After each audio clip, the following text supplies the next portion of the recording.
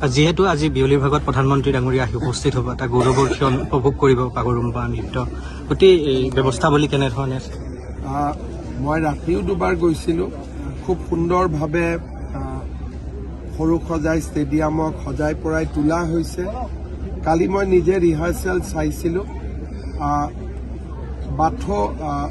আমাৰ বাগৰুম্বা নৃত্য এটা কালাৰফুল ডেন্স হয়, ড্ৰেছ অত্যন্ত কালাৰফুল হয়।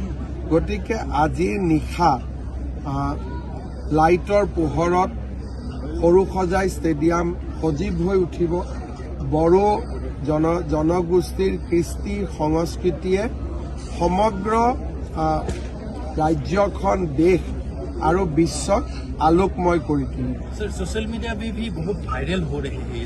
ऑब्वियसली होगा ही, इसलिए ये बहुत ही खूबसूरत डांस फॉर्म है। असम की एक सांस्कृतिक समृद्धि है, साथ में बोडो जनगोष्ठी का लोक क्रीड़ा लोक संस्कृति को ये प्रतिनिधित्व करते हैं।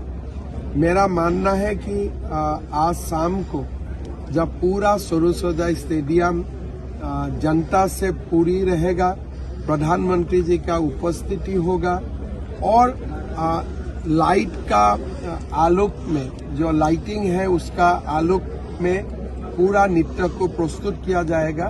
ये एक बहुत ही बड़ा अभिज्ञता होगा। It will be a great experience.